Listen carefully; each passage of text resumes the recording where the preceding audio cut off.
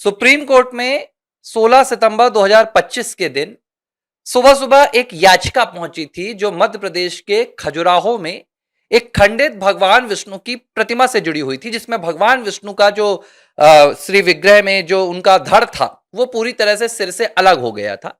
और इस प्रतिमा को देखकर एक सनातनी है जिनका नाम राकेश किशोर हुआ करता था, जो सुप्रीम कोर्ट में ही अधिवक्ता हुआ करते थे, उन्होंने मांग की कि इस पूरी प्रतिमा को पुनर्स्थापित किया जाए ताकि देश के जो करोड़ों हिंदू हैं उनकी आस्था को किसी तरह से चोट न पहुंचाई जा सके। उस दिन सीजेआई के पद पर बैठे हुए जस्टिस बी आर गवई ने भगवान विष्णु की ताकत का मजाक बनाया और उन्होंने कहा कि इस तरह की याचिका लाना ठीक नहीं है, ये जो काम है वो पुरातत्व विभाग का है। और उन्होंने कहा कि आप भगवान विष्णु से खुद क्यों नहीं कह देते, go and tell your lord Vishnu कि अगर उनके पास ताकत है तो वो खुद ही अपनी मूर्ति को ठीक करवा ले। उस दिन तत्कालीन सीजेआई बी आर गवई का यह बयान पूरे देश में आग की लपटों की तरह फैल गया, सनातनियों का खून खौल गया और सभी ने बी आर गवई के खिलाफ सोशल मीडिया हो, अखबार हो, टीवी हो, जहां जिसको जगह मिली उसने विरोध किया और उसने कहा यह हिंदुओं की आस्था के साथ सुप्रीम कोर्ट का घिनौना मजाक है। इस घटना के बाद बहुत कुछ नहीं हुआ, लेकिन अगला महीना आया नवंबर का, तारीख 6 सुबह सुबह 11 बजे जैसे ही सुप्रीम कोर्ट खुलता है, सीजेआई गवई अपनी बेंच पर जाकर बैठते हैं। अधिवक्ता राकेश किशोर वहां पर सामने मौजूद थे। राकेश किशोर ने आओ देखा ना ताओ, उन्होंने अपने जो पैर में पहना हुआ जूता निकाला और सीधे फेंक दिया बी आर गवई की बेंच पर। बी आर गवई के सामने से होता हुआ वो जूता निकल गया। गवई तो बार बार बच गए, लेकिन उस दिन सुप्रीम कोर्ट पर एक ऐसा दाग लग गया जो दाग मुझे लगता है कि मिटा पाना अब सदियों में भी मुश्किल होगा। इस घटना के बाद प्रधानमंत्री से लेकर गृह मंत्री अमित शाह, पूरे देश में बवाल मच गया और सभी ने एक सुर में क्या कहा कि यह जो घटना हुई हम इसकी निंदा करते हैं। न्यायपालिका पर प्रहार है, एक दलित सीजेआई पर प्रहार है, जाति पर बातें आने लगी, पूरा विपक्ष कहने लगा संविधान खतरे में है, हिंदू दलितों को घुसकर मार रहे हैं। इस तरह की बातें होने लगी कि सीजेआई के पद पर पहुंचने के बाद भी दलित सेफ नहीं है। सबने बी आर गवई पर हुए इस जूता कांड की भर्त्सना की। पूरा देश एक तरफ हो गया राजनेताओं का, आम आदमी की बात नहीं कर रहा हूं मैं, हिंदू विरोधी एक तरफ हो गए, राजनेता एक तरफ हो गए, सरकार से लेकर विपक्ष तक, क्या बीजेपी, क्या आपके कांग्रेसी, क्या टीएमसी, सबने एक सुर में बोला ऐसा नहीं होना था। लेकिन जिस दिन भगवान विष्णु पर टिप्पणी हुई थी, सरकार से लेकर विपक्ष सब कोई खामोश था, सिर्फ आम हिंदू अकेला लड़ रहा था। यह एक दृश्य हुआ था।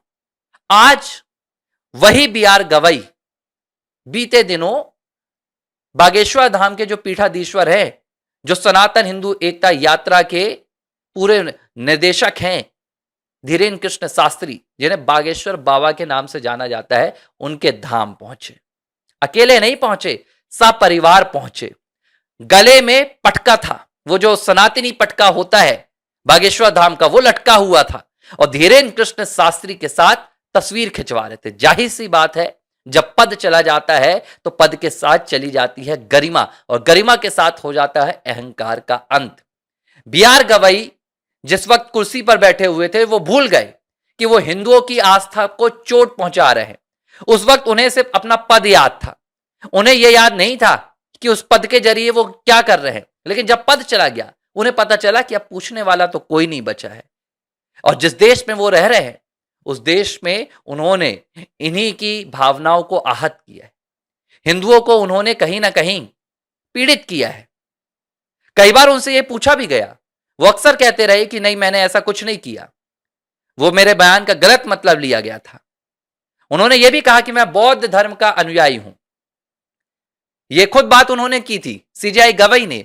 हालांकि पहले कभी कोई सीजेआई अपने आप को धर्म को लेकर या जाति को लेकर इस तरह से सामने नहीं आता था, लेकिन अब सीजेआई गवई इस बात को, मतलब पूर्व सीजेआई, माफ कीजिएगा मैंने कई बार सीजेआई बोल दिया क्योंकि मैं बातें पुरानी कर रहा था, पूर्व सीजेआई गवई को अब इस बात का एहसास हो गया है कि जिस देश में वो रह रहे हैं वो सनातनी देश है। जिस देश में वो रह रहे हैं वो हिंदू देश है। और तो और प्रशांत भूषण जैसे वो अधिवक्ता सुप्रीम कोर्ट के जो अफजल गुरु की फांसी रुकवाना चाहते थे, आज कह रहे हैं कि बी आर गवई ने तो न्यायपालिका की गरिमा गिरा दी। क्यों गरिमा गिरा दी भाई? गरिमा तो उस दिन गिरी थी जिस दिन उन्होंने भगवान विष्णु का अपमान किया था। तब ये प्रशांत भूषण जैसे अधिवक्ता चूहे के बिल में जाकर घुसे हुए थे, ऐसा लग रहा है।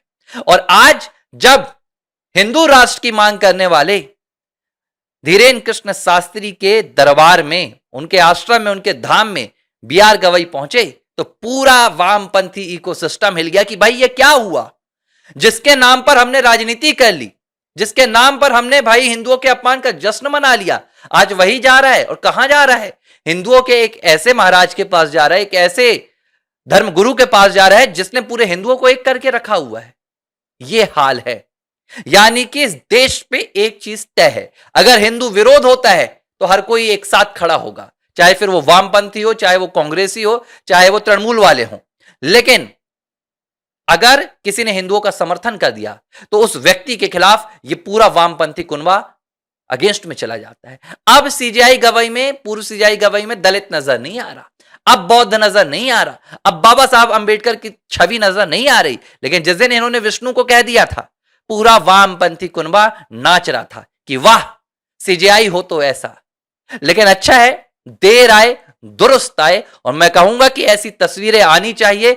गलती हो जाती है लेकिन गलती का एहसास हो जाना, उसका पश्चाताप करना। मुझे लगता है कि पूर्व सीजेआई बी आर गवई ने एक बेहतरीन तस्वीर पेश की है और मैं व्यक्तिगत तौर पर उनकी सराहना करूंगा कि अगर उन्हें उस वक्त हिंदुत्व समझ में नहीं आया था, सनातन समझ में नहीं आया था और उन्होंने गलती कर दी, तो उन्होंने अब गलती को सुधार भी लिया है। और मुझे लगता है कि अब अगर उन्होंने ये मार्ग अपना लिया है तो उन्हें खुलकर भी आना चाहिए और इस देश के सनातनियों को भी उन्हें माफ कर देना चाहिए।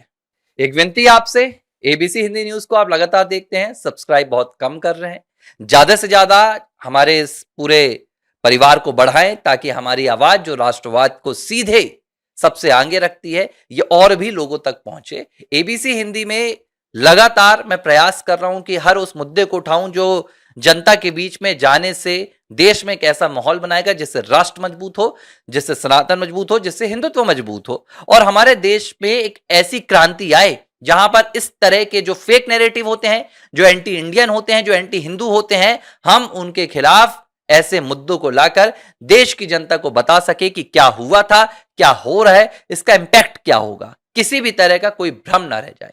इसलिए मेरी आपसे विनती है, एबीसी हिंदी न्यूज को सब्सक्राइब करें, चैनल को लाइक करें और इस पर जो वीडियो आप देख रहे हैं उसे शेयर भी करें ताकि ज्यादा से ज्यादा लोगों तक पहुंचे। धन्यवाद।